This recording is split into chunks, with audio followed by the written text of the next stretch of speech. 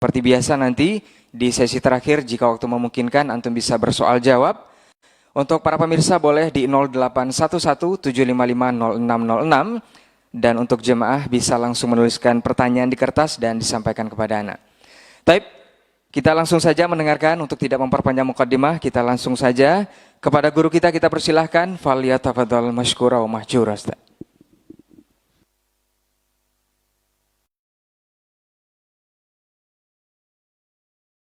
Assalamualaikum warahmatullahi wabarakatuh. Innal hamdalillah nahmaduhu wa nasta'inuhu wa nastaghfiruh wa na'udzu billahi min shururi anfusina wa min sayyiati a'malina. May yahdihillahu fala mudilla lahu ومن يضلل فلا هادي له. أشهد أن لا إله إلا الله وحده لا شريك له وأشهد أن محمدا عبده ورسوله صلى الله عليه وعلى آله وأصحابه ومن تبعهم بإحسان إلى يوم الدين وسلم tasliman katsira, amma ba'd. Ma'asyiral muslimin wal muslimat, al hadirin wal hadirat, al musyahidin wal musyahidat dimanapun anda berada, rahimani wa rahimakumullah. Mari kita bersyukur kepada Allah tabaraka wa ta'ala, Rabb yang telah mengumpulkan kita di salah satu rumahnya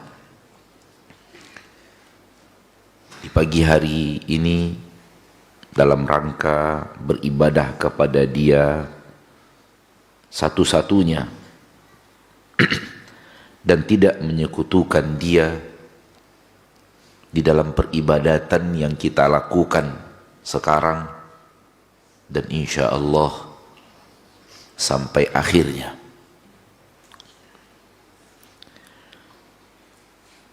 Tauhid saudaraku, tauhid saudariku adalah ketaatan tertinggi di dalam syariat.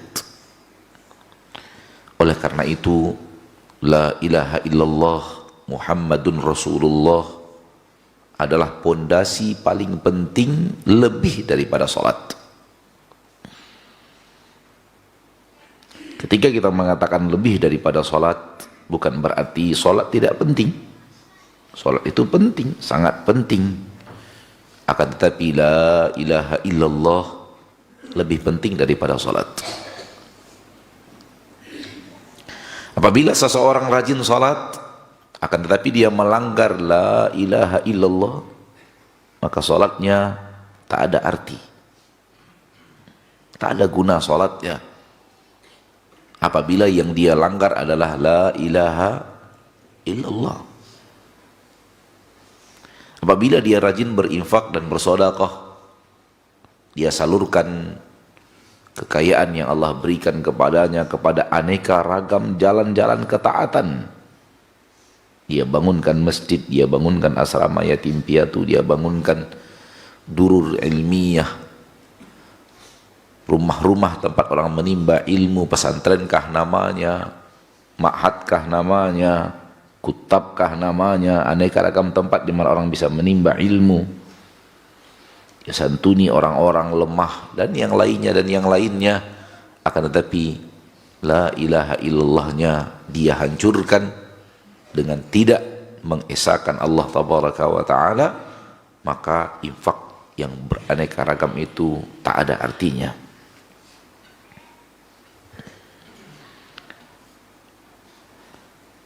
Dulu di bangsa Quraisy ada seseorang yang dikenal dengan ahli berinfak, ahli berderma, orang yang royal dalam memberikan aneka ragam bantuan, memberikan aneka ragam sedekah infak, dan terkenal dengan kedermawanannya yang luar biasa, bernama Abdullah bin Jad'an.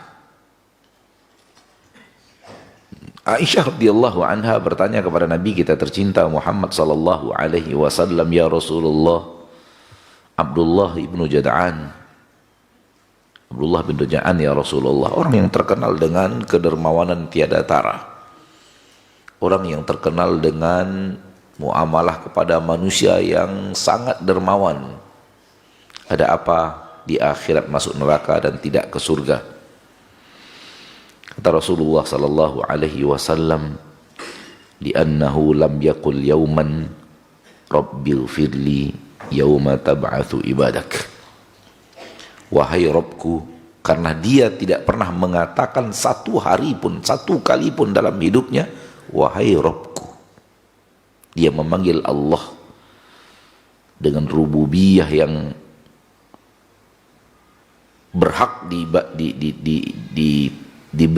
berhak diterima oleh Allah, wajib diberikan kepada Allah tabaraka wa ta'ala. Li'annahu lam yaqul yauman, karena satu hari pun dia tidak pernah mengucapkan dalam hidupnya, wahai Rabbku, ampuni aku pada hari di mana engkau membangkitkan hamba-hambamu.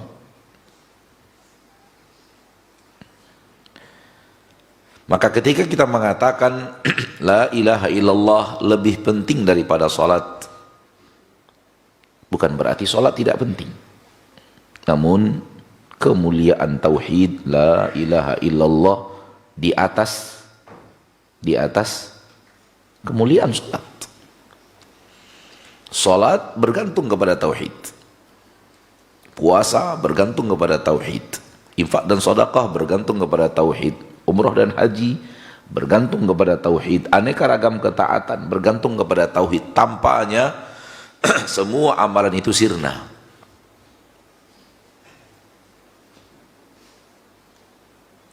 Di dalam Al-Quran Allah berfirman, walau asyraku, sekiranya mereka berbuat syirik. Apa itu syirik?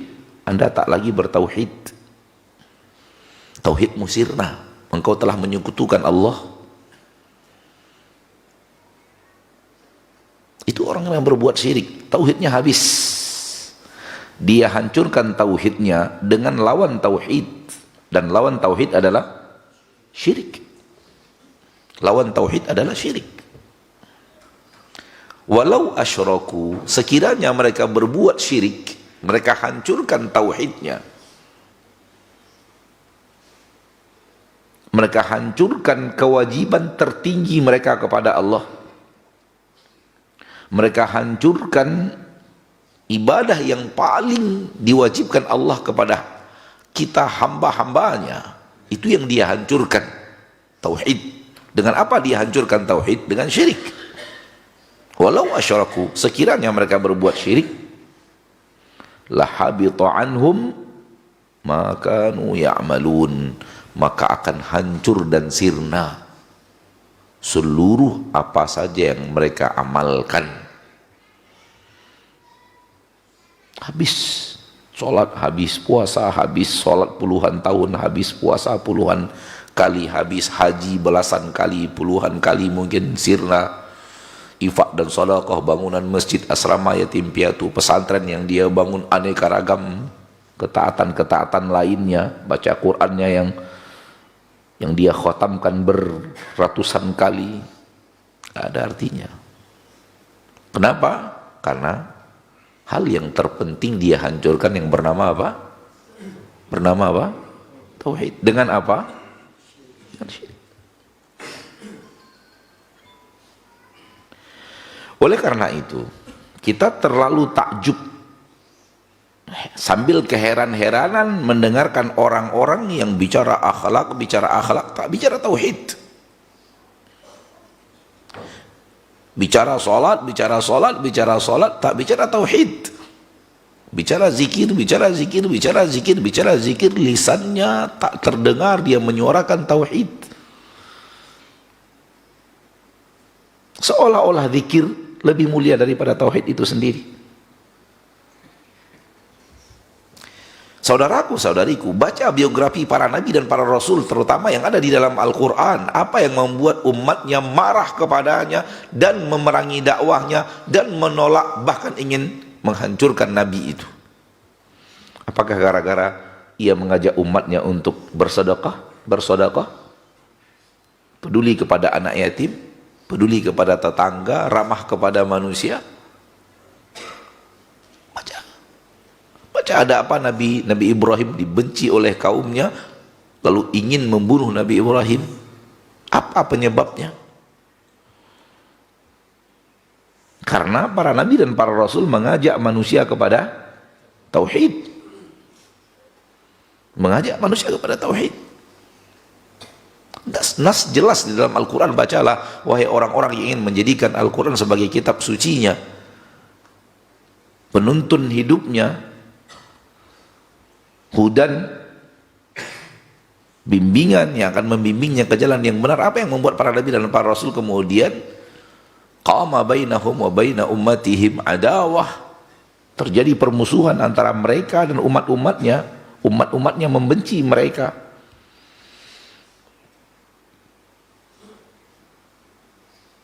Karena memang para nabi dan para rasul menyuarakan tauhid, mengingkari kesyirikan. Rasulullah sallallahu alaihi wasallam yang awalnya disayangi, dihormati, dimuliakan, dicintai, dibangga-banggakan Quraisy kepada Arab-Arab lainnya. Mereka bangga ketika menyebut ada di tengah kami orang yang bernama Muhammad Al-Amin, yang akhlaknya terkenal, kelemah lembutannya terkenal, kesabarannya terkenal, amanahnya terkenal, kejujurannya terkenal, budi pekerti tiada tara. Namun ketika Nabi Muhammad mengatakan kepada kaumnya, qulu la ilaha illallah, ucapkan la ilaha illallah, kalimat tauhid, berubah langsung. Yang tadinya sayang kepada benci, yang tadinya bangga kepada tidak bangga, yang tadinya suka kepada tidak suka, yang tadinya memuliakan menjadi menghinakan, yang tadinya sangat memuliakan menjadi bertukar, menuding Nabi Muhammad pendusta, menuding Nabi Muhammad membawa ini, membawa itu, memecah belah umat, memecah belah manusia. Itu yang terjadi.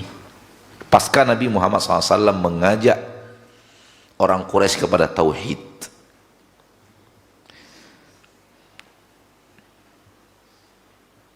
maka tauhid adalah pondasi seluruh aneka ragam ibadah dan ketaatan. Tanpa tauhid, ibadah itu tak ada gunanya. Walau asyraku, apabila mereka berbuat syirik, dan orang yang berbuat syirik berarti tauhidnya hancur, tauhidnya sirna, dihancurkan oleh perbuatan syirik.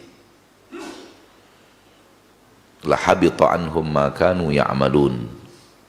Dalam ayat lain, la in asyrakta la yahbatanna amaluk. Apabila engkau berbuat syirik, la yahbatanna, sungguh benar-benar akan sirna, habis, musnah, tak ada gunanya. Amaluka, amalmu sebanyak apapun.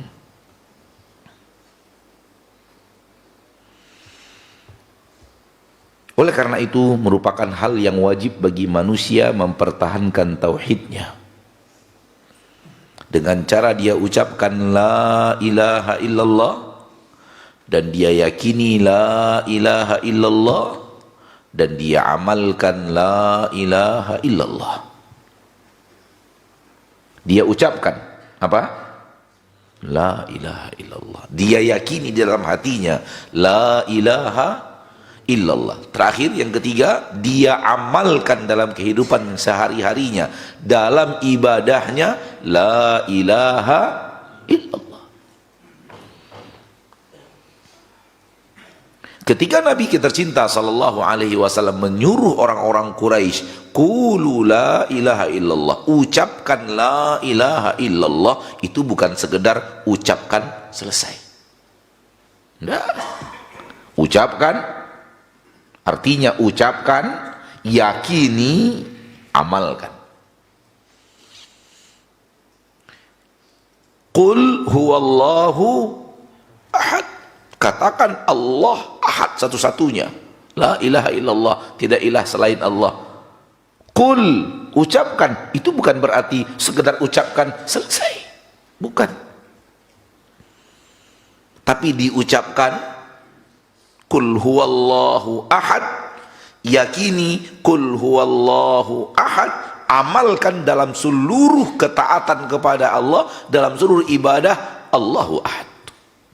Tiga-tiganya harus terwujud, baru kemudian tauhid itu menjadi tauhid yang benar. Tidak bisa hanya sekedar diucapkan kemudian ternyata dalam pengamalannya berbeda dengan apa yang diucapkan. Itu hal yang bertabrakan. Kenapa orang Quraisy tidak mau mengucapkan la ilaha illallah? Karena mereka tidak mau meninggalkan Lata, Uzza, Manah. Tidak mau mereka meninggalkan. Mereka tahu persis makna la ilaha illallah itu menuntut mereka tak lagi datang ke Lata, tak lagi datang ke Uzza, tak lagi datang ke Hubal, tak lagi datang ke Manah, tak lagi datang ke aneka ragam berhala-berhala yang 300 lebih ketika itu berada di sekitar Ka'bah. Itu yang baru berada di sekitar Ka'bah, belum yang di rumah-rumah mereka.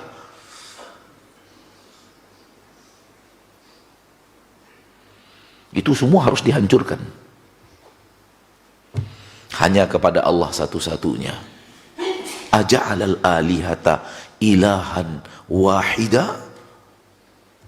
Wow, ilah kita terlalu banyak. Yang di depan Ka'bah saja lebih 300. Muhammad mau mencampakkan semuanya. Cukup satu saja, jadikan semua ini satu saja, ilahan wahida, la ilaha illallah. Ini dia tauhid. Inna hadza la syai'un ujab. Ini sesuatu yang sangat aneh. Ini sesuatu yang sangat enggak masuk logika. Ilah yang banyak ini mau dicampakkan semuanya. Hati mereka sudah kadung tergantung kepada Lata, memohon perlindungan kepada Lata, memohon berkah kepada Lata, memohon berkah kepada Lata, memohon kepada Lata, demikian juga kepada Uzza, kemudian juga kepada berhala-berhala lainnya yang diibadati selain Allah. Maka di dalam agama kita, apa yang diucapkan harus diyakini dan harus diamalkan. Telah lahir generasi, telah datang generasi di zaman kita sekarang yang apa yang diucapkan berbeda dengan apa yang diamalkan. Yang diucapkan la ilaha illallah, di antara amalnya hal yang dia adalah lawan la ilaha illallah.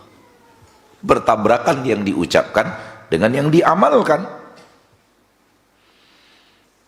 Kalau itu terjadi, maka yang terwujud adalah firman Allah yang tadi kita bacakan.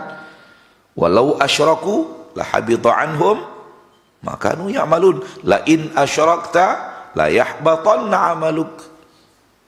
Kalau engkau kerjakan syirik, walaupun engkau ucapkan la ilaha illallah, tapi syirik engkau kerjakan, maka hapus amalmu. Dan siapa di antara kita yang mau amal kita dihapus oleh Allah? Wallahi saya tidak mau untuk diri saya, dan saya juga tidak mau itu untuk orang-orang yang saya cintai. Dan saya harus dakwahkan itu agar kaum muslimin tahu bahwa apabila mereka berbuat syirik, hapus seluruh amalnya. Hapus seluruh amalnya. Tak berguna sholat, tak berguna puasa, tak berguna haji, tak berguna aneka ragam infak dan sedekah yang telah mereka lakukan, tak berguna apabila mereka terjerumus ke dalam perbuatan syirik. Oleh karena itu kita ingatkan, hai kaum muslimin, saudaraku, saudariku, hai kaum muslimat, tinggalkan perbuatan syirik. Engkau jadikan selain Allah seperti Allah. Itu dia syirik. Engkau jadikan selain Allah seperti Allah. Sehingga engkau minta kepadanya rezeki. Engkau minta kepadanya kesembuhan. Engkau minta kepadanya tanamanmu mendatangkan hasil. Engkau datang kepadanya meminta agar anakmu yang sudah bertahun-tahun sakit disembuhkan oleh dia. Apakah itu air, apakah itu cincin, apakah itu batu, apakah itu keris, apakah itu dukun, apakah itu. Kau telah jadikan mereka seperti engkau memohon kepada Allah tabaraka wa ta'ala. Itu dia syirik. Sesuatu selain Allah telah dijadikan seperti Allah. Hujan tak turun-turun, engkau minta hujan kepada selain Allah, itu syirik. Itu dia syirik. Ustadz, saya kan meminta kepada Allah. Iya, tapi tinggalkan yang lain. Itu dia tauhid. Betul. Engkau meminta kepada Allah, itu betul. Tapi tinggalkan yang lain. Minta hanya kepada Allah. Itu dia iyyaka na'bud. Itu dia apa? Iyyaka na'bud. Setiap hari kita baca, setiap hari kita dengarkan iyyaka na'bud. Namun permasalahannya adalah kita banyak ada orang yang mengucapkannya, pengamalannya berbeda dengan apa yang dia ucapkan. Iyyaka na'bud menyuruh Anda, saudaraku, saudariku kaum muslimin. Iyyaka na'bud menyuruh kita, saudaraku, saudariku kaum muslimin, saya dan Anda semua, kita tak boleh selain Allah dijadikan seperti kita berbuat kepada Allah. Tidak boleh.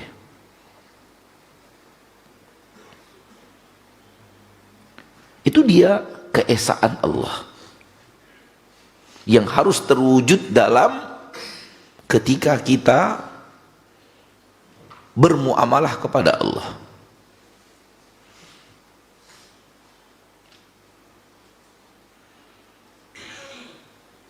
Kita wajib meyakini satu-satunya yang mengatur alam semesta ini, memberikan, menahan, menyembuhkan, memakmurkan, memberikan kesuburan, hasil panen yang melimpah, menjaganya dari mara bahaya, menurunkan hujan, memberikan, mengatur. Semua yang ada di jagat raya ini, semua yang ada, satu-satunya yang melakukannya hanyalah Allah.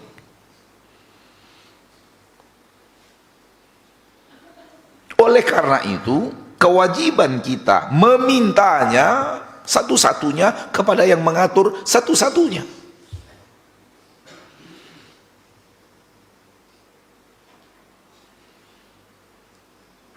Dan ini hal yang sangat jelas. Yang menurunkan hujan satu-satunya Allah. Kalau kita mau minta hujan, kepada siapa kita minta hujan? Kepada Allah. Satu-satunya. Hal yang aneh apabila kita yakin yang menurunkan hujan satu-satunya hanya Allah, tak ada selain Allah yang mampu menurunkan hujan. Hal yang aneh kita minta kepada Allah plus kita minta kepada selain Allah. Padahal kita yakin yang menurunkan hujan satu-satunya adalah Allah. Loh, ini siapa orang ini? Orang ini siapa?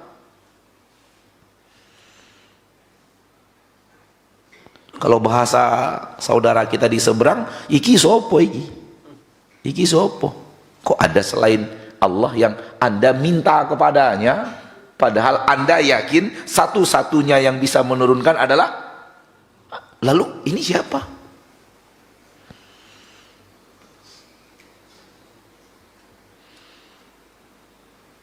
Kalau Anda yakin satu-satunya yang bisa memberikan kepada Anda hasil panen tahun ini melimpah, berkah pada hasil panen sehingga hasil panennya bagus,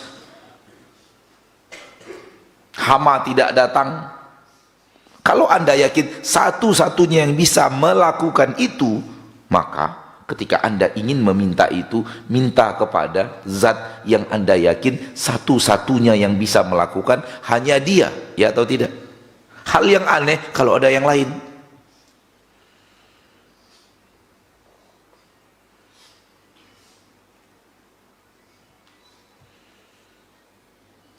Bapak Ibu yang dimuliakan Allah, tidakkah di zaman kita sekarang ini kita mengetahui adanya orang mengambil air yang mereka anggap berkah lalu ditebar di tempat-tempat supaya mendatangkan berkah? Tidakkah kita mengetahui di zaman kita sekarang ini adanya orang-orang yang mengambil pasir di suatu tempat yang dianggap penuh berkah lalu ditebar-tebar-tebar, bahkan kotoran sapi, kotoran kerbau yang dianggap penuh berkah sehingga diambil, diletakkan dengan penuh keyakinan ini akan mendatangkan berkah. Anda telah menjadikan itu sekutu bagi Allah, dan itu dosa yang paling Allah benci, dan itu perilaku manusia yang paling Allah benci, sehingga saking bencinya Allah itu Allah ancam dengan Allah tak masukkan surga.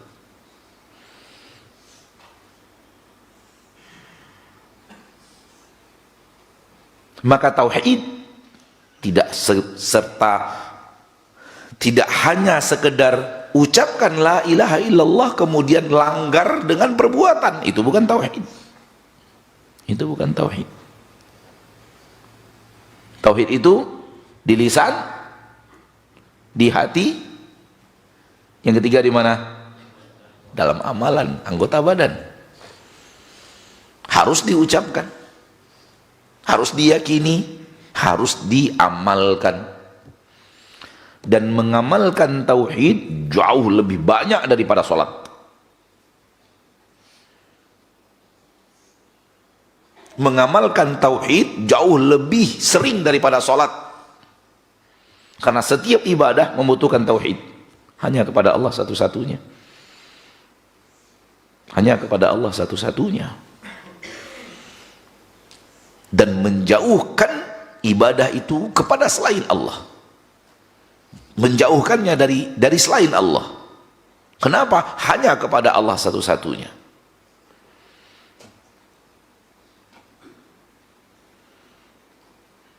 Ketika dia lebih penting daripada sholat, pelaksanaannya pun lebih banyak daripada sholat. Mewujudkannya harus lebih sering daripada sholat.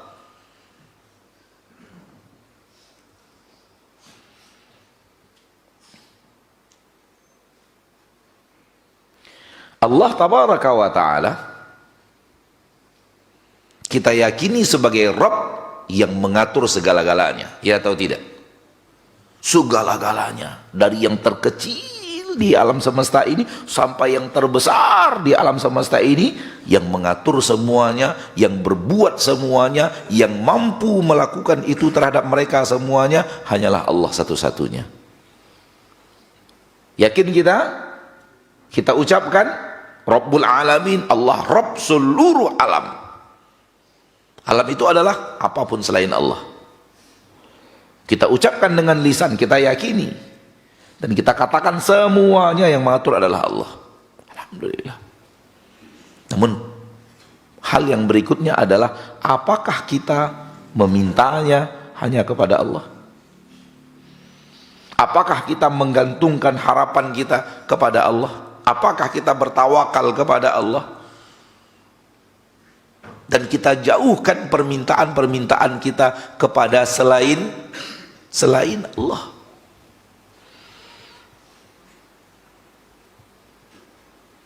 Itu dia yang harus kita perjuangkan, mengesahkan Allah di dalam rububiyah, mengesahkan Allah di dalam uluhiyah.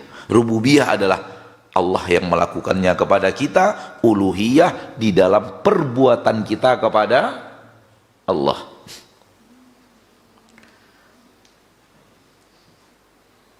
Kalau kami orang Sumatera Barat, orang Minang, dan mungkin banyak juga di antara kita di sini orang Minang, kita menyebutnya baliak batimba.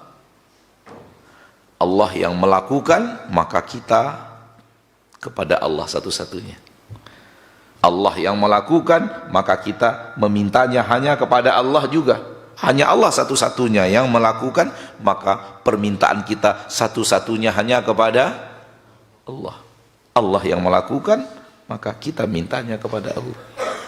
Allah yang mengerjakan, maka kita minta satu-satunya hanya kepada Allah, karena Dia satu-satunya yang bisa melakukan. Selain Allah nggak boleh. Maka permintaan manusia kepada dukun, permintaan manusia kepada keris, permintaan manusia kepada jimat, permintaan manusia kepada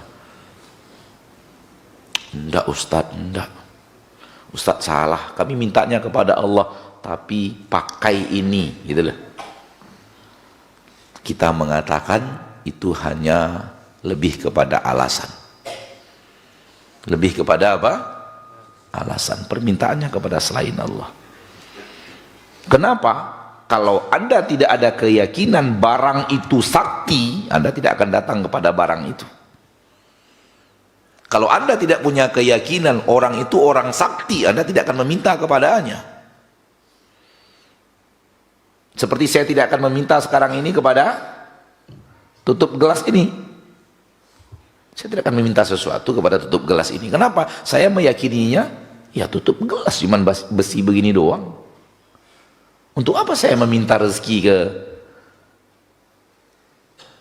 Lalu kenapa keris itu berbeda dengan yang ini? Kenapa keris, apa namanya, keris sakti, keris keramat, keris apa lagi? Apa istilah-istilah yang digunakan kepada barang-barang seperti itu? Sakti, keramat, pusaka, betuah, apa lagi? Tak sembarang keris. Keris peninggalan apa? Raja-raja, keris. Apabila saya memandang keris itu sama dengan saya memandang tutup gelas sekarang ini, ada apa? Wahai tutup gelas, saya mau pergi safar,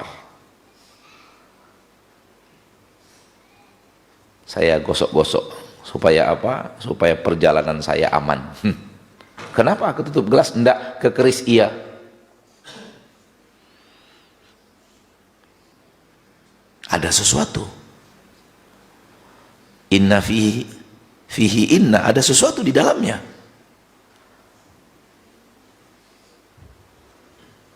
Kalau Anda yakin bahwa keris itu sama dengan meja sekarang ini, orang berakal mana apabila dia mau pergi melaut, dia minta penjagaan kepada meja ini? Enggak.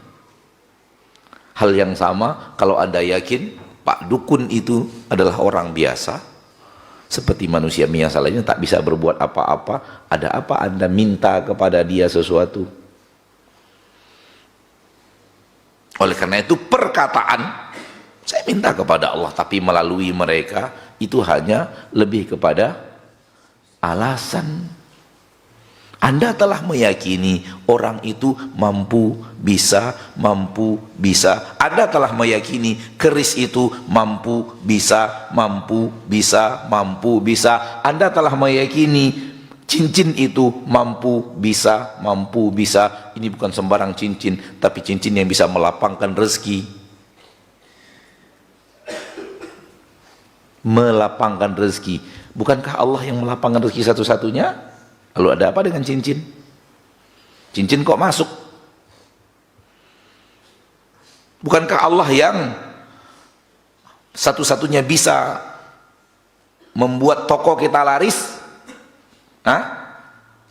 Kita yakin nggak itu bahwa yang bisa membuat toko kita laris satu-satunya adalah Allah? Ada apa dengan jimat? Kenapa digantung-gantung di toko? Kenapa ditempel-tempel? Kenapa diletakkan di kotak duit?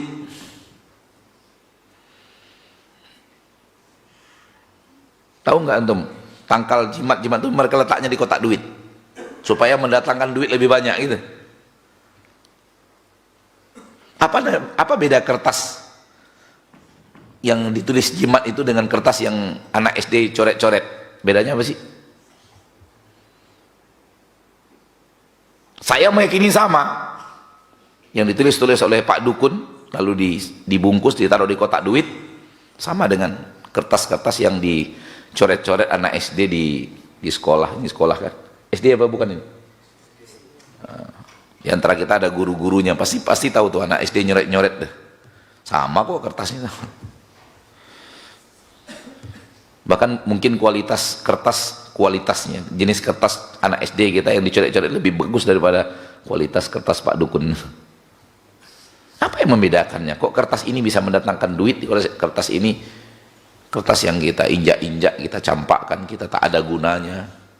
Bahkan ketika ada di dalam kelas dia adalah sampah.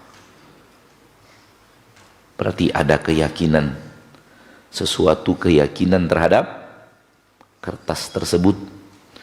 Karena kertas tersebut telah ditulis di atasnya sesuatu, yang suatu itu telah dijampi-jampi, dan apabila itu terjadi maka dia bisa membuat orang tertarik datang ke toko kita, akhirnya dia belanja, akhirnya penjualan kita melimpah, akhirnya kita jadi orang kaya raya, larinya semuanya ke kertas itu.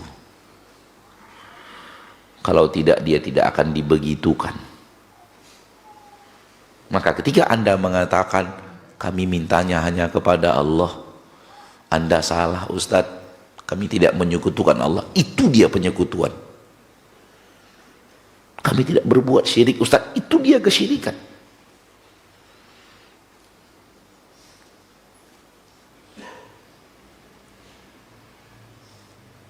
Kita harus bicara agar umat Islam sadar bahwa itulah dia syirik. Agar umat Islam tahu itu syirik. Kalau mereka tahu, kita berharap mereka meninggalkannya agar ketika nanti di akhirat sholat mereka diterima oleh Allah, puasa mereka diterima oleh Allah, haji mereka diterima oleh Allah, zakat mereka diterima oleh Allah, baca Quran mereka diterima oleh Allah, infak dan sedekah diterima oleh Allah. Alhamdulillah. Itu tujuannya. Tidakkah ini tujuan mulia saudaraku? Tidakkah ini tujuan mulia saudariku? Kita berusaha dan ingin agar sholat umat Islam diterima Allah, puasa mereka diterima Allah, karena kita tahu kalau itu dibawa, dosa yang tadi dibawa wafat, Allah tak terima sholatnya, Allah tak terima ibadahnya, Allah tidak terima aneka ragam ketaatan yang dia lakukan kalau ibadah tersebut dicampuri dengan perbuatan syirik.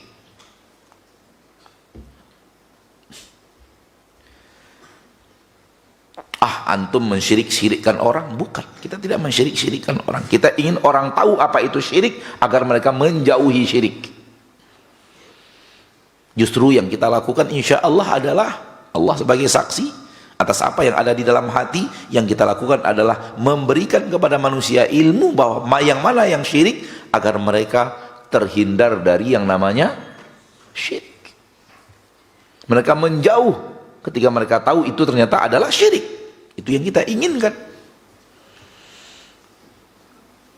Hal yang sama kalau dosa itu adalah dosa kufur, kita terangkan ini dosa kufur. Yang kita inginkan adalah umat Islam tahu bahwa itu adalah dosa kufur, agar mereka menghindar dari dosa itu, menghadap Allah tanpa dosa kufur. Itu yang kita inginkan. Itu yang menjadi tujuan. Anda ini mengkafir-kafirkan orang, nyebut-nyebut ini amalan kufur, bukan mengkafirkan.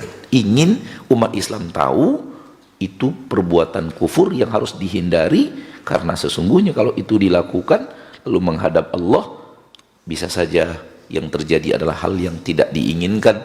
Salat puluhan tahun tak diterima, zakat berkali-kali tak diterima, puasa berpuluhan kali tak diterima, baca Al-Qurannya khotam puluhan kali tak diterima, karena telah tercampur dengan perbuatan kufur yang Anda tidak taubat kepada Allah sebelum wafat.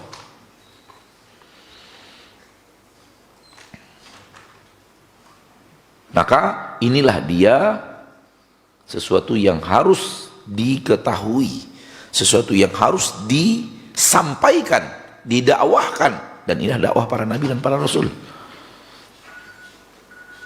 Ketika Nabi Muhammad SAW menyuruh mereka meninggalkan selain Allah hanya kepada Allah satu-satunya. Aja'alal alihata ilahan wahida.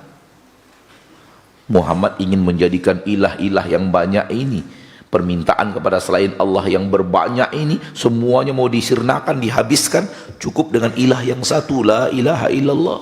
Inna hadza la syai'un ujab. Ini sesuatu yang sangat aneh. Nabi Yusuf di dalam penjara mendakwahkan kepada orang yang ada di penjara, a'arbabun mutafarriquna khairun amillahul wahidul qahar. Apakah ilah-ilah yang banyak, rob-rob yang bervariasi, mutafarriqunya banyak, sana sini banyak, ada rob lain, di sini robnya lain, di sini rob lain, di sini ilahnya lain, di sini ilahnya lain. Apakah yang banyak-banyak itu, berbeda-beda itu, satu negeri lain yang disembah, satu lagi lain yang disembah, satu negeri lain yang lain lagi yang disembah, banyak, terlalu banyak, bervariasi. A'arbabun mutafarriquna khairun, apakah itu yang lebih baik?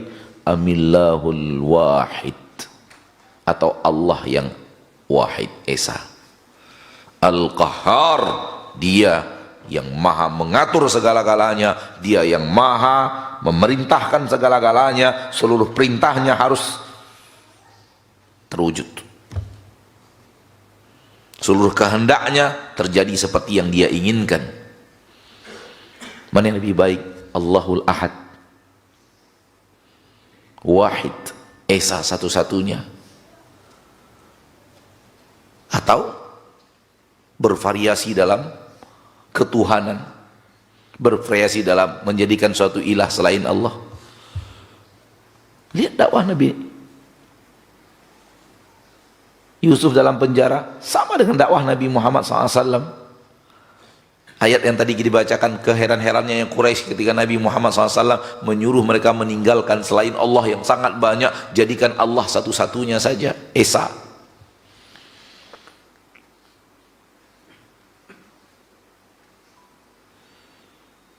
Maka ketika kita meyakini la ilaha illallah, ketika kita mengucapkan la ilaha illallah, harus diamalkan la ilaha illallah itu. Dia tidak cukup dengan hanya murni pengucapan, wahai umat Islam, wahai kaum muslimin, wahai orang-orang yang saya cintai. Tidak cukup dengan hanya ucapkan la ilaha illallah selesai. Tapi la ilaha illallah harus diamalkan, harus diwujudkan dalam peribadatan. Bagaimana cara mewujudkannya? Iyyaka na'bud, hanya kepadamu satu-satunya ya Allah. Adatul hasri wal qasri, kata para ulama tentang iyyaka, tufidul hasr wal qasr. Hasrul ibadah lillah wa qasruha lillah, tidak ya'ta'adda ila ghairi, tidak pergi kepada yang lain selain Allah. Tidak akan saya berikan ibadah saya kepada selain Allah. Tidak akan saya minta kepada selain Allah. Tidak akan saya memohon kepada selain Allah. Tak akan saya meminta perlindungan kepada selain Allah, meminta rezeki kepada selain Allah, meminta kesembuhan kepada selain Allah, meminta berkah kepada selain Allah.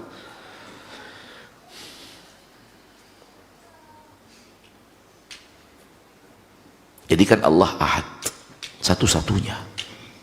Sebagaimana kita meyakini Allah satu-satunya yang melakukan semuanya kepada hamba-hambanya, maka semua hamba-hambanya wajib meminta satu-satunya hanya kepada Allah.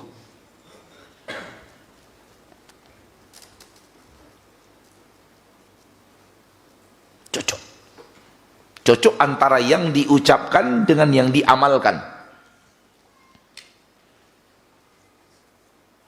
Adapun ketika ketika kita meyakini yang melakukan satu-satunya adalah Allah, lalu kemudian kita memintanya kepada Allah, ya, kepada selain Allah juga ya, itu dia namanya menyekutukan. Itu dia yang namanya menyekutukan. Tidak lagi Allah Ahad Esa satu-satunya, tapi sudah ada selain Allah yang ikut dalam hal tersebut. Sudah ada sesuatu selain Allah yang kita ikutkan dalam permohonan-permohonan itu. Dan ini batil, bahkan min abtalil batil. Batil yang paling batil adalah ini. Pelanggaran yang paling hebat adalah ini. Dosa tertinggi adalah ini. Kemurkaan Allah terparah, terhebat adalah kepada perbuatan ini. Harus disadari itu, harus diketahui dan didakwahkan itu. Allah sangat murka apabila dia disekutukan, sehingga memberikan ancaman-ancaman berat, ancaman-ancaman keras kepada mereka yang datang kepada Allah membawa dosa syirik, penyekutuan kepada Allah tabaraka wa ta'ala Rabbul Izzati wal Jalalah.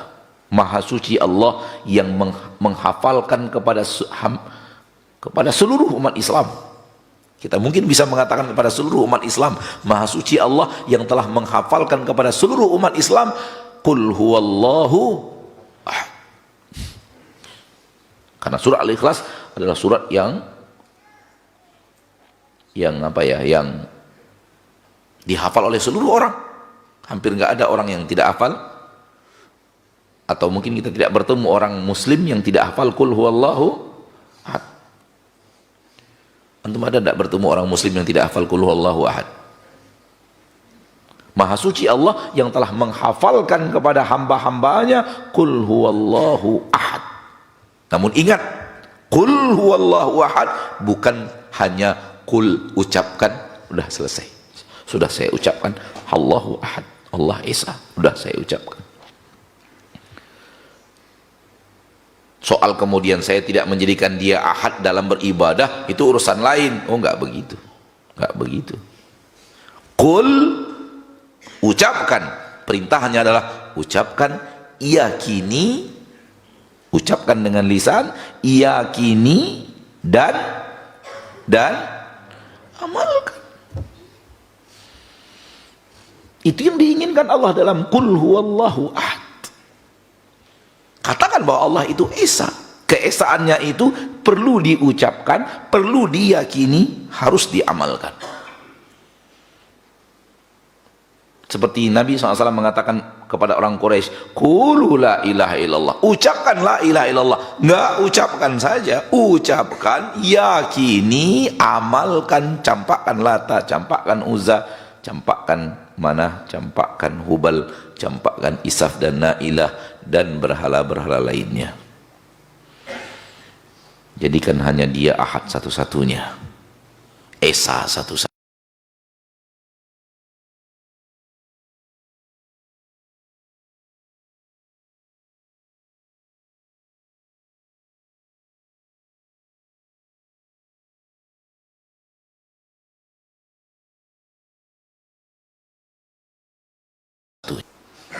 Dan sudah ada hadis yang antum insya Allah sudah dengar, seseorang yang datang kepada Allah dengan 99 catatan dosa.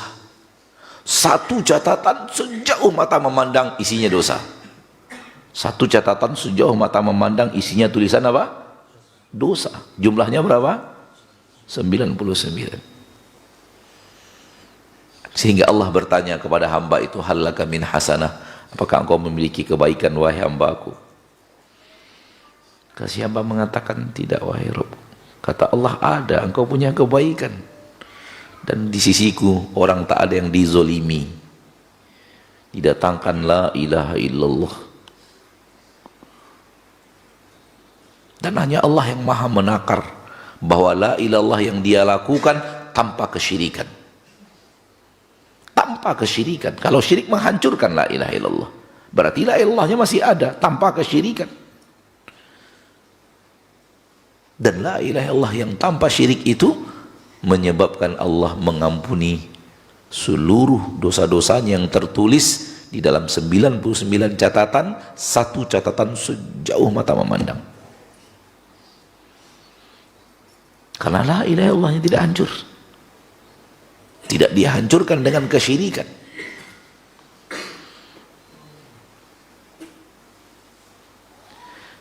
Ma'asyarul muslimin, ma'asyarul muslimat, ada keinginan untuk masuk ke dalam kitab, tapi karena satu dan lain hal anak urungkan niat masuk dalam bahasan kitab. Mudah-mudahan bahasan kitab bisa kita lanjutkan pada majelis berikutnya yang dimudahkan Allah tabaraka wa taala. Secara materi kita cukupkan sampai di situ dulu, dan waktu yang tersisa kita gunakan untuk menjawab beberapa pertanyaan dari kaum muslimin dan muslimat.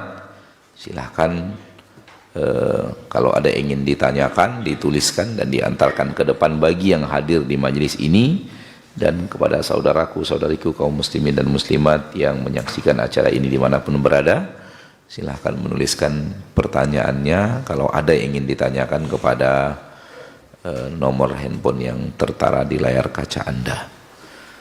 Ada keinginan tadi masuk di dalam kitab, namun satu dan lain hal Anda mengurungkan niat masuk di dalam bahasan kitab Syekh Abdul Razak Fikih Asma'ul Husna.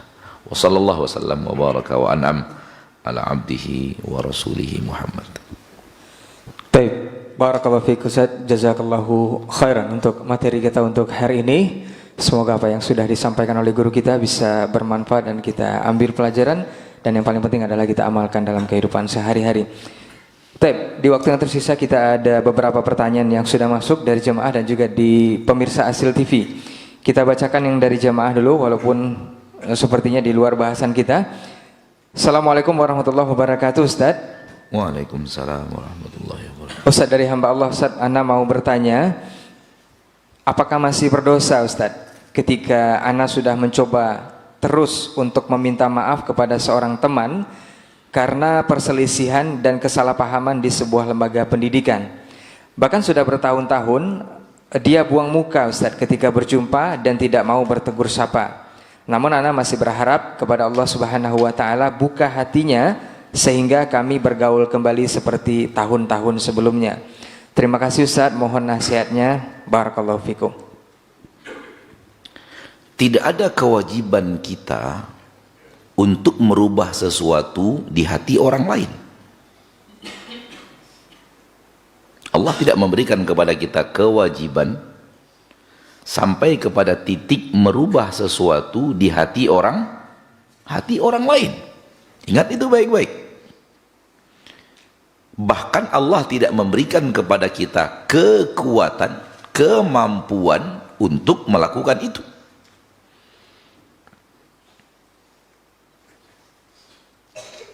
Nabi Muhammad SAW tidak bisa masuk ke dalam hati pamannya Abu Lahab untuk kembali menjadikan Abu Lahab itu sayang kepadanya seperti sayangnya kepada Nabi SAW sebelum Nabi menyuarakan dakwah. Tidak bisa Nabi merubah isi hati Abu Lahab yang awalnya sangat mencintai, bangga, bahagia, petantang, petenteng, punya ponaan seperti Muhammad, berubah menjadi benci luar biasa, bahkan terus terang memusuhi, dan tak ada orang yang berani mencaci memaki Nabi di depan orang lain lebih daripada Abu Lahab. Karena kalau yang mencaci Nabi dari suku lain, mereka berhati-hati. Ada orang Bani Hashim lain yang akan marah dan benci, walaupun Bani Hashim itu tak di atas agama Nabi Muhammad, tapi kalau Nabi Muhammad dicaci dan dimaki, dia akan bela, sama-sama Bani Hashim. Tapi kalau Abu Lahab yang mencela Nabi, tak ada Bani Hashim yang berani melarang. Abu Lahab ya petinggi Bani Hashim juga, paman Nabi sendiri. Sehingga Abu Lahab petantang petenteng mencaci maki Nabi SAW di depan orang lain, dan dia bebas melakukannya menurut dia. Saya pamannya, saya Bani Hashim, saya petinggi Bani Hashim. Bani Hashim yang lain nggak bisa ngomong. Dan bani-bani lain yang benci kepada Nabi Muhammad bahagia dengan cacian makian Abu Lahab kepada Nabi kita tercinta SAW. Artinya kamu mewakili kami dalam mencaci Muhammad. Nabi tak ada kemampuan untuk masuk ke dalam hati pamannya Abu Lahab, untuk menjadikan hati yang dulu pernah mencintainya, pernah bahagia, punya ponaan seperti Nabi SAW. Tidak bisa lah. Nabi tidak punya kemampuan untuk sampai akhir hayatnya wafat di atas hati yang membenci Nabi. Jadi kaedahnya adalah kita tidak bisa masuk ke hati orang agar mewujudkan apa? Perubahan di hati orang lain.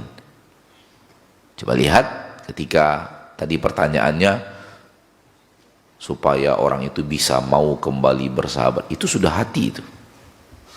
Oleh karena itu kewajiban Anda tak sampai ke sana. Kewajiban adalah minta maaf. Kalau Anda memang salah, ucapkan permintaan maaf. Sambil mengucapkan permintaan maaf, berikan hadiah kepadanya. Sampai di situ. Soal hatinya masih benci dan semacam, tidak ada urusan dengan kita. Kita telah melakukan kewajiban kita maaf, minta maaf ketika kita berbuat salah. Dan alhamdulillah kalau kita lihat dari tadi pertanyaannya, sepertinya sudah diulang-ulang permintaan maaf itu.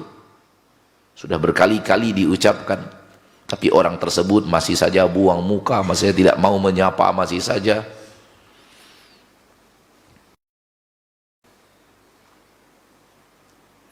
Maka tak ada kewajiban Anda untuk melakukan sampai orang itu berubah menjadi seperti dulu lagi. Tidak.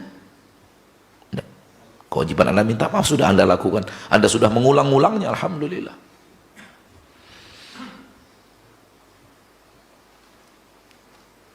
Oleh karena itu, bagi Anda saudaraku saudariku yang tidak atau belum terjadi konflik, jangan mendekati dunia konflik.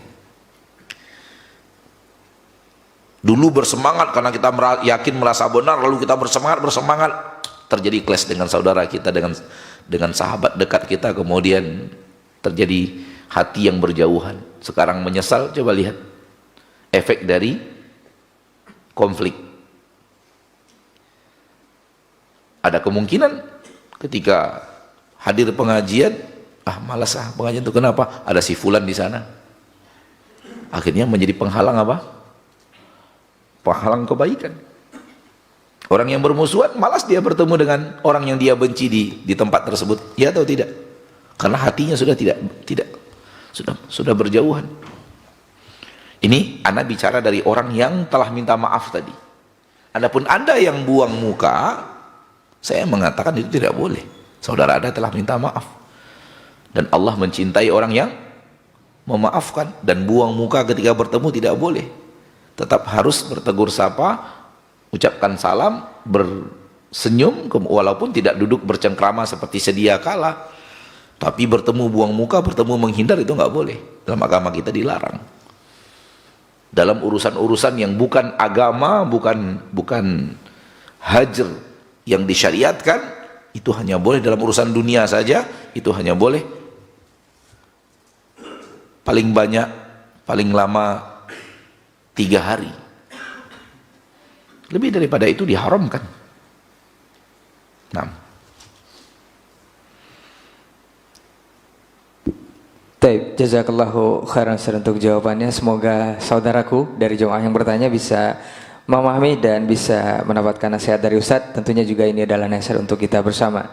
Kita bacakan pertanyaan dari jemaah Masjid Imam Asy-Syafi'i Taluk Kuantan. Ini sepertinya berbahasa Arab. Sepertinya Ustadz yang pas, Ustadz. Nah, fadhol Ustadz. Bukan sepertinya berbahasa Arab, memang berbahasa Arab.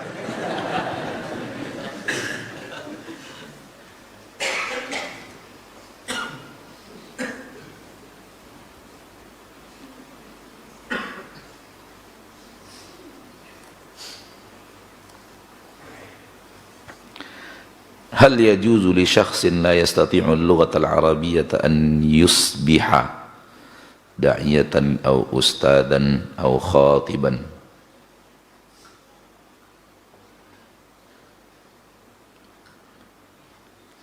Yusbiha di sini pakai sin, harusnya pakai shad. Yusbiha, bukan sin. Kalau yusbiha artinya berenang. Khatiban harusnya Khatiban, khatiban pakai ya.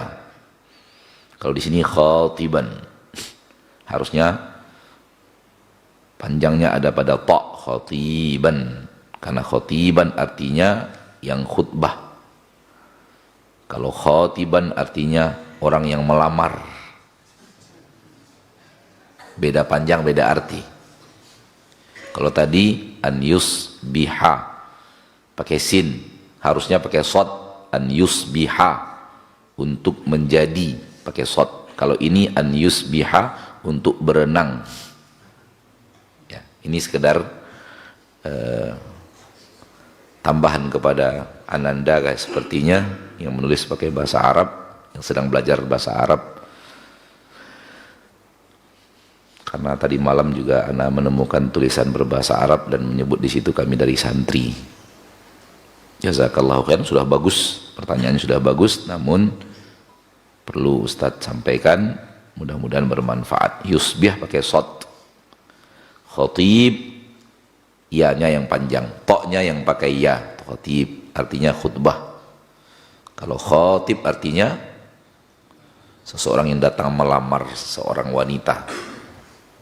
Hal yajuzu li syakhsin, apakah boleh bagi seseorang la yastati'ul lughatal arabiyyah, dia tidak pandai berbahasa Arab, an yusbiha untuk menjadi da'iyatan, seorang dai, au ustadan, seorang ustad, au khatiban, atau seorang khatib.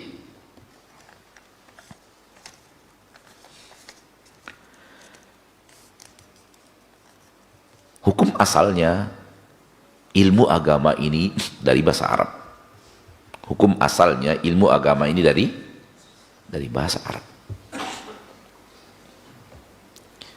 Dan manusia dikatakan oleh para ulama tidak bisa maksimal dalam memahami agamanya kecuali dia mengerti bahasa Arab. Sehingga agama ini, agama Islam ini ditebarkan dari dahulu kala pakai bahasa Arab. Sampai zaman kakek-kakek kita belajar agamanya, referensinya kitab bahasa Arab. Kakek-kakek kita dulu. Hah? Apa? Ya pokoknya bahasa Arab lah. Mau Arab gundul, mau Arab tak gundul. Intinya adalah buku-bukunya, referensinya pakai bahasa Arab. Karena para sahabat dulu ketika mengajarkan agama kepada negeri-negeri yang ditaklukkan, mengajarannya pakai bahasa Arab.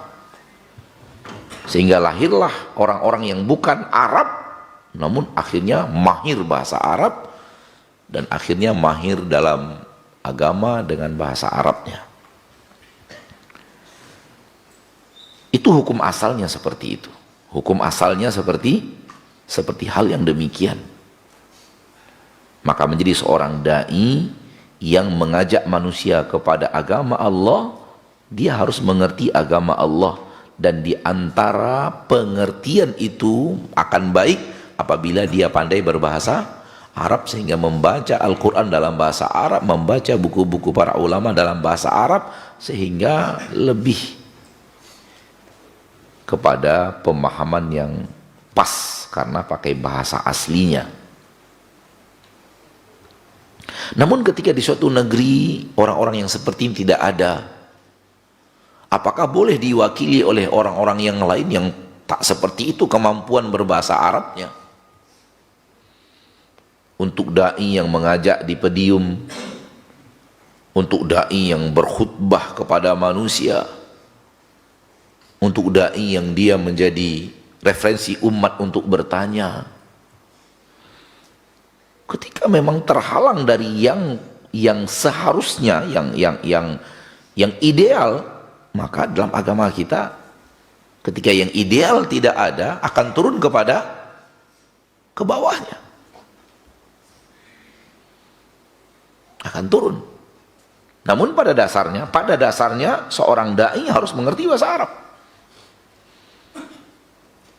Tak ada ulama umat Islam yang tidak mengerti bahasa Arab. Bahkan tidak sekedar bahasa Arab saja. Imam Ibnul Qayyim mengatakan harus mengerti bahasa Arab, mengerti ilmu nahwu, mengerti ilmu sorof. telah menguasai 200 kitab, nah, itu zaman beliau, telah membaca lebih daripada 600 kitab. Itu di zaman beliau, zaman kita yang ideal seperti itu. Maka ketika yang ideal tidak terpenuhi, turun kepada yang tidak ideal. Idealnya menjadi imam adalah orang yang mengerti bacaan yang benar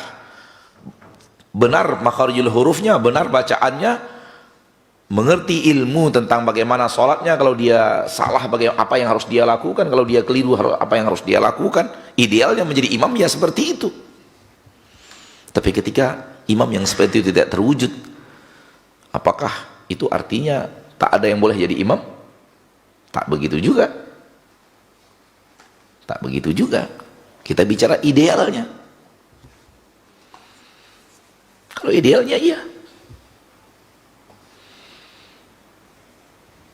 Oleh karena itu, kita hanya mengingkari dan tidak setuju kepada orang-orang yang terlalu disanjung sebagai ahli ilmu, ternyata tidak pandai bahasa Arab.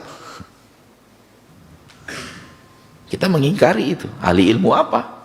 Bahasa Arab aja tidak bisa. Bukan merendahkan, tapi jangan terlalu sanjung orang yang bahasa Arabnya dia tidak mengerti.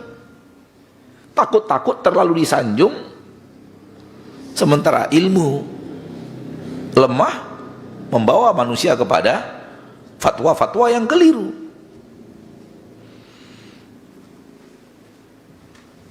Dan tidak jaminan juga pandai berbahasa Arab itu artinya pemahamannya lurus, tapi tidak pandai berbahasa Arab akan lebih gampang terjerumus ke dalam pemahaman yang salah.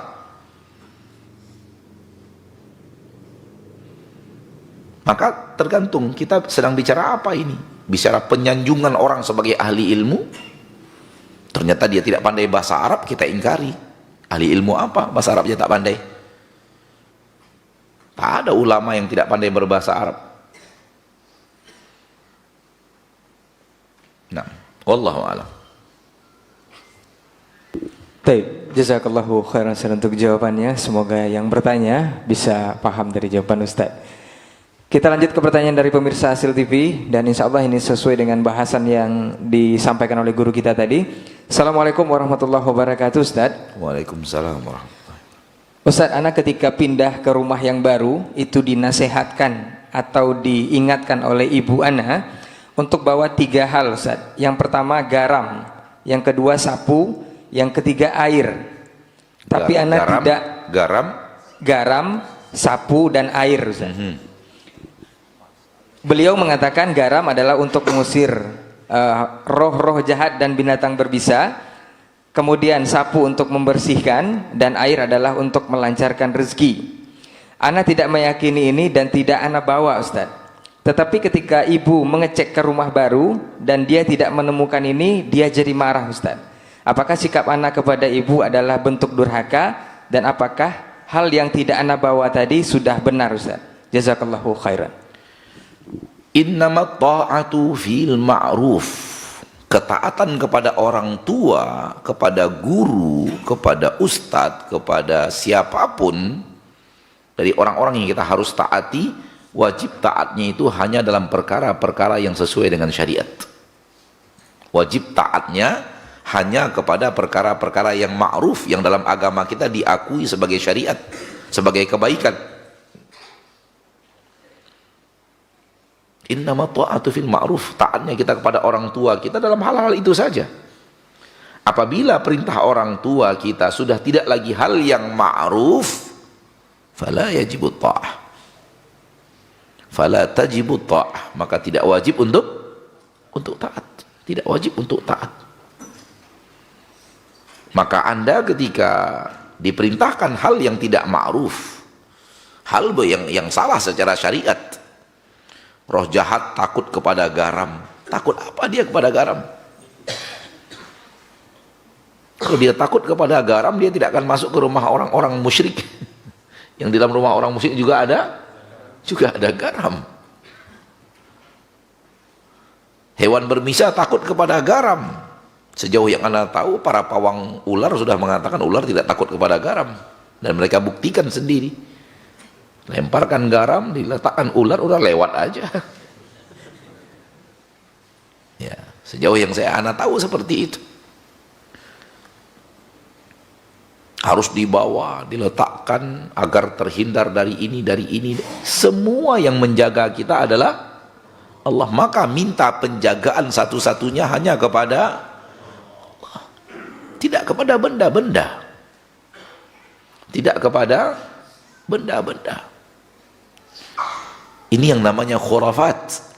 Sebuah keyakinan yang diyakini bahkan sampai diamalkan tidak ada keterangannya. Keterangannya itu hanya kata orang, begitu kata nenek saya dulu, begitu kata ibu saya dulu, itu yang saya katakan kepada Anda, sehingga beredarlah dari mulut ke mulut, dari mulut ke mulut, tidak ada dalil yang menerangkannya, maka ini tidak boleh. Kalau dikerjakan murni dalam bentuk ikhtiar, jatuhnya kepada syirik kecil. Jatuhnya kepada syirik kecil. Tapi kalau dikerjakan karena penuh keyakinan bahwa air itu yang bisa menolak mara bahaya, benda itu yang bisa menolak keburukan-keburukan, itu sudah jatuh kepada syirik besar. Hati-hati.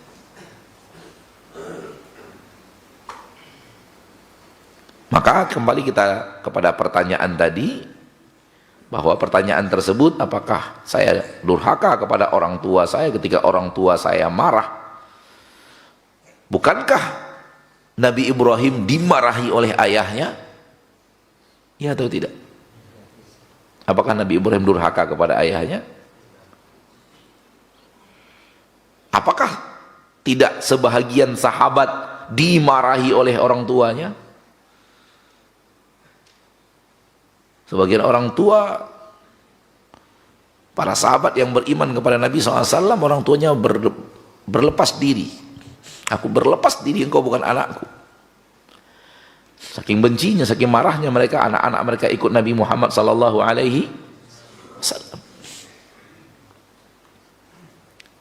Di perang Badar, di antara sahabat-sahabat Rasulullah yang ada di saf umat Islam, itu di seberang di safnya orang Quraisy, ayah mereka. Mereka di safnya umat Nabi Muhammad SAW, di safnya kaum muslimin, di safnya orang Quraisy, ayah mereka. Apakah itu bentuk daripada kedurhakaan? Engkau berperang lawan ayahmu sendiri? Apakah yang datang kepada orang-orang yang hadir di perang Badar pujian Allah kepada mereka, atau yang datang kepada mereka adalah kalian durhaka telah memerangi ayah kalian sendiri? Tapi ini konsepnya sudah sampai kepada kufur besar. Namun berlaku dalam hal yang sifatnya seperti ini, ketaatan hanya dalam perkara yang ma'ruf. Apabila orang tua kita menyuruh kita untuk melakukan hal yang tidak sesuai dengan syariat, mungkar, lawan ma'ruf adalah mungkar, tidak sesuai dengan syariat, berseberangan dengan syariat Allah, maka kewajiban kita adalah tidak mentaati. Kewajiban kita adalah tidak mentaati. Kalau ditaati juga justru berbuat maksiat kepada Allah. Nah, Baik, jazakallah khairan Ustaz untuk jawabannya. Semoga saudara kita yang bertanya untuk hal ini bisa paham dari jawaban Ustaz. Ini pertanyaan terakhir sepertinya Ustaz. Fadal. Masih senada sepertinya. Assalamualaikum dari hamba Allah di Bandung Ustaz. Ustaz, ana mau bertanya, apakah ucapan percaya tidak percaya semenjak ana memakai gelang ini, kesehatan dan badan ana terasa bugar dan lebih dari biasanya? Sebenarnya dalam hati tidak meyakini, tetapi setiap memakai gelang ini, itu yang terjadi. Apakah ini termasuk ada kesyirikan Ustaz? Jazakallahu khairan. Bahaya ini. Bahaya sampai kepada bisa sampai perlahan bisa sampai kepada meyakini bahwa gelang ini yang telah memberikan kesehatan.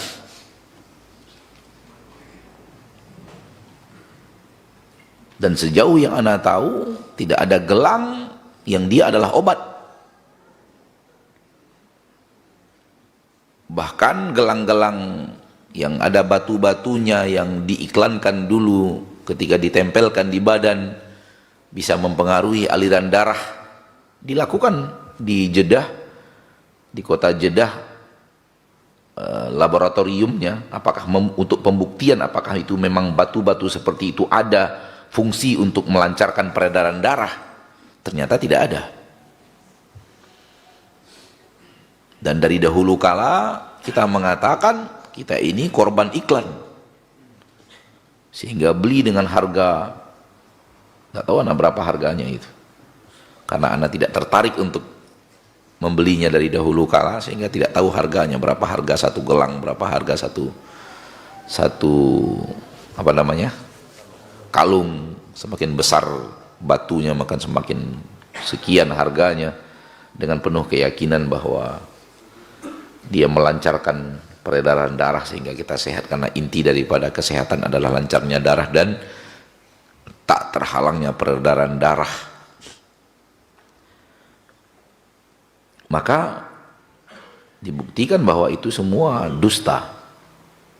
Dan belum lama ini Anda mendapatkan fatwa dari salah seorang ulama memakainya dengan keyakinan bisa melancarkan darah, syirik kecil. Syirik kecil. Karena fungsinya tidak seperti itu.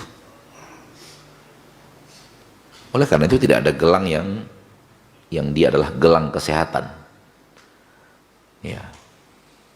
Kadang-kadang saudaraku, motivasi diri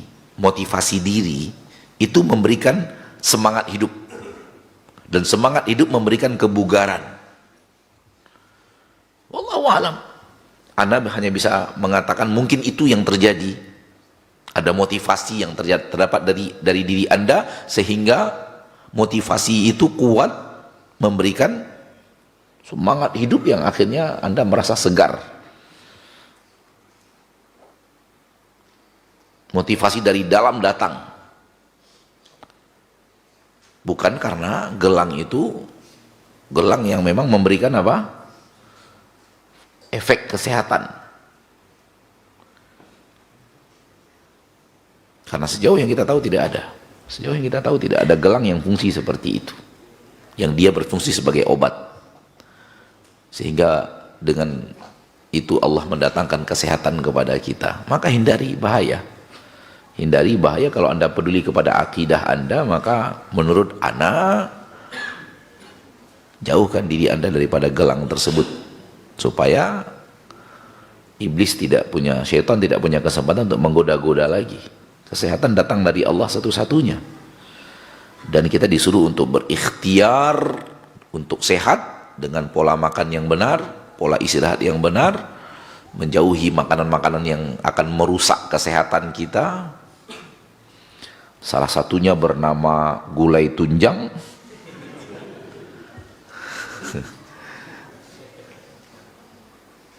Dan salah satunya bernama kerupuk jange. Itu salah satu makanan yang jelek masuk ke dalam tubuh kita. Santan-santan terlalu banyak,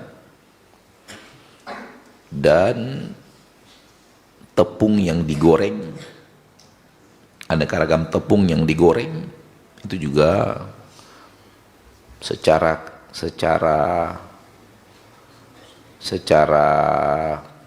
kejadian adalah salah satu sebab kotornya darah. Disebabkan makanan itu kotor, maka ingin sehat harus berikhtiar dengan menghindari makanan-makanan itu. Kalau ataupun makan sekali-sekali.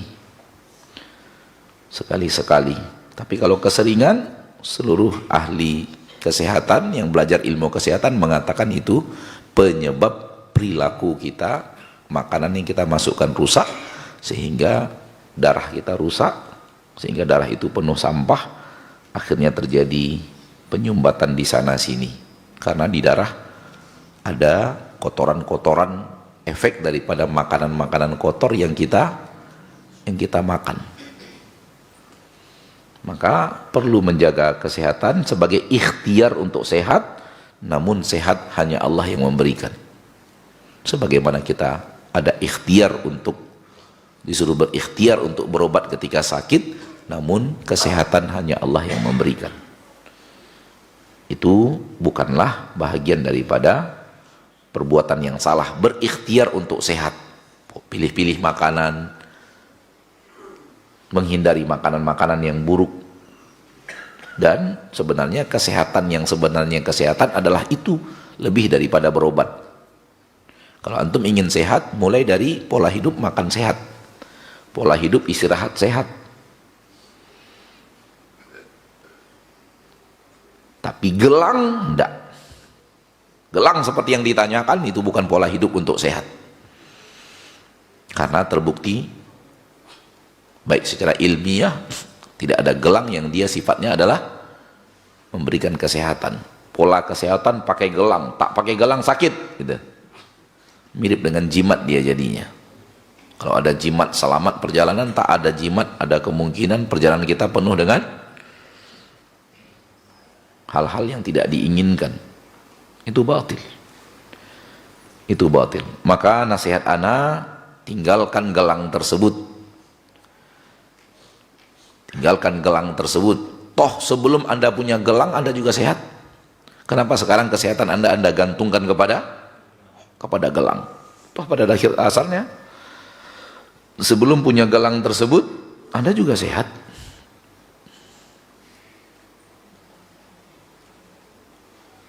Dan tidak ada yang namanya sesuatu obat atau sesuatu pengaruh kalau bukan sesuatu yang sudah dibuktikan. Hanya percaya tak percaya, percaya tak percaya, percaya tak percaya, namanya aja percaya tak percaya sudah. Tak jelas antara ada dan tiada, bermain di dunia samar-samar.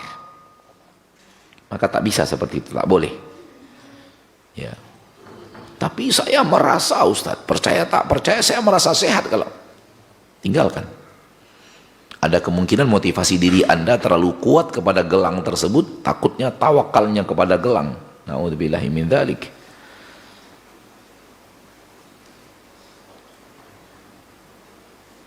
Hal yang sama ketika orang-orang punya tangkal dan jimat. Kalau dia bawa tangkal dalam perjalanan, tangkal saya bawa, timbul motivasi diri, perjalanan kita insya Allah selamat, motivasi diri.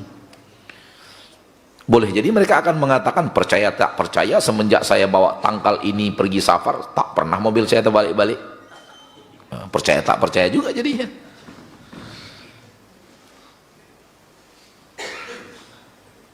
Jadi tinggalkan hal-hal yang tidak ada dalil dan tidak ada dalilnya, tidak ada keterangannya, tidak ada bukti ilmiahnya. Bisa dijadikan obat tapi ada bukti ilmiahnya. Seperti daun mint adalah obat batuk misalnya. Percaya tidak percaya, itulah bukti ilmiah, telah dibuktikan bahwa daun mint punya pengaruh di dalam darah untuk pengobatan penyakit batuk. Atau daun ilalang, apa namanya, ilalang ya? Ilalang, akar ilalang terbukti secara ilmiah obat apabila kita lagi penyakit ini misalnya. Itu suatu yang sudah dibuktikan secara ilmiah. Memang Allah ciptakan hal tersebut untuk obat, karena Allah tidak menurunkan penyakit kecuali menurunkan bersamanya obat. Maka disuruh kita berobat, tanya kepada orang yang mengerti obat-obatan. Dan seluruh obat-obatan berasal dari tanaman. Berasal dari tanaman-tanaman. Walaupun tanaman itu kemudian telah dijadikan pil, dijadikan sirup, tapi asalnya berasal dari tanaman. Dari dulu kala orang berobat, minum obat, berikhtiar untuk sehat, dan itu diperintahkan dalam syariat. Minum obat-obatan yang sifatnya adalah tanaman itu, direbus, disaring, diminum, direbus, disaring dan diminum. Nah sekarang tanaman itu telah dijadikan, diekstrak, kemudian dijadikan pil-pil, kapsul-kapsul, dijadikan sirup-sirup. Pada asarnya tanaman itu juga. Maka itulah obat yang Allah turunkan, dan kita disuruh untuk belajar kepada ahlinya dan minta obat, resep obat kepada ahlinya dan meminta kesembuhan kepada Allah. Dan tak ada yang namanya obat itu bentuknya adalah gelang, nggak ada. Wallahu a'lam. Sampai di sini pertemuan kita pada kesempatan yang berbahagia ini. Semoga Allah Jalla wa Ala menjadikan kita hamba-hambanya yang senantiasa berusaha menjaga la ilaha illallah, mempertahankan la ilaha illallah sembari rajin mengucapkan la ilaha illallah sehingga akhir ayat. Amin ya rabbal alamin. Subhanakallahumma wa bihamdik, asyhadu an la ilaha illa anta, astaghfiruka wa atubu ilaik. Baik, jazakallahu khairan untuk materi kita dan jawaban-jawaban pertanyaan dari yang sudah antum sampaikan ke depan ataupun lewat pertanyaan dari pemirsa Asil TV di 081175500606. Kita bermohon kepada Allah Subhanahu wa taala untuk bisa mengamalkan apa yang sudah kita dapat hari ini, dan insya Allah di beberapa hari terakhir menjelang Ramadan ini di bulan Sya'ban kita lebih rajin menyiram amal kata para ulama dan bisa panen raya nantinya di bulan suci Ramadan 1446 Hijriah tahun ini. Mudah-mudahan Allah panjangkan usia kita dan umur kita bisa memaksimalkan Ramadan hendaknya. Terima kasih untuk segala perhatian antum. Maafkan untuk semua salah kata dan khilaf bicara. Aku lu qauli hadza wa astaghfirullah li wa lakum. Wassalamualaikum warahmatullahi wabarakatuh.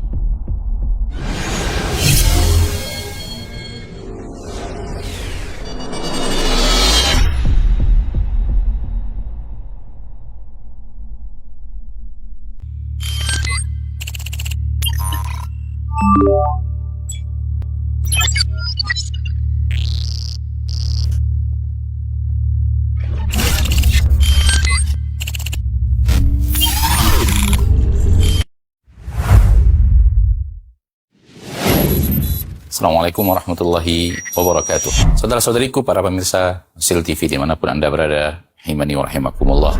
Semoga antum selalu berada dalam lindungan Allah Tabaraka wa Ta'ala, dan semoga kesehatan, keberkahan, rahmat dan nikmat Allah Tabaraka wa Ta'ala selalu meliputi Anda semuanya. Ma'asyiral muslimin, ma'asyiral muslimat, dakwah merupakan sebuah tugas bersama dari umat Nabi kita tercinta Muhammad sallallahu alaihi wasallam. Allah Tabaraka wa Ta'ala menyuruh kita untuk meninggikan agama Allah Tabaraka wa Ta'ala dengan kemampuan yang kita miliki. Yang mampu dengan ilmunya, berdakwah dengan ilmunya. Yang mampu dengan tenaganya, berdakwah dengan tenaganya. Yang mampu menyumbangkan waktunya. Demikian juga yang mampu dengan hartanya, maka berdakwah dengan harta itu. Saudara-saudariku, para pemirsa Asil TV dimanapun Anda berada, pada kesempatan yang berbahagia ini, saya mengajak Anda, pemirsa Asil TV dimanapun berada, para pencinta Asil TV dimanapun berada, untuk meringankan beban operasional yang dibutuhkan oleh Asil TV di dalam mengemban suara dakwah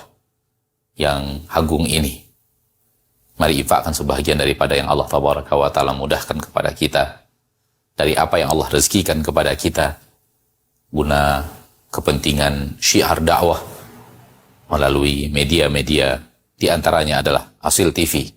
Melalui Asil TV, sangat banyak saudara-saudari kita kaum muslimin dan muslimat yang bisa mendapatkan dakwah di bumi yang sangat jauh, di negeri yang sangat terpencil. Bahkan tidak sedikit dari mereka yang mendapatkan hidayah kepada sunnah Rasulullah SAW melalui media Asil TV yang kita cintai. Semoga apa yang antum berikan merupakan pembuka kebaikan, merupakan pembuka hidayah bagi saudara-saudari antum menuju jalan yang sesuai dengan sunnah Nabi kita tercinta SAW, sehingga di akhirat mendapatkan pahala bagaikan seorang yang di tangannya Allah Tabaraka wa Ta'ala bukakan hidayah kepada seseorang, seperti yang dikatakan Nabi kita tercinta SAW, la iyahdiyallahu bika rajulan wahidan khairun laka min humurin na'am. Sekiranya satu orang mendapatkan hidayah melalui dirimu, melalui usahamu, melalui apa yang telah engkau berikan, melalui apa yang telah engkau dakwahkan, maka itu lebih baik daripada unta merah.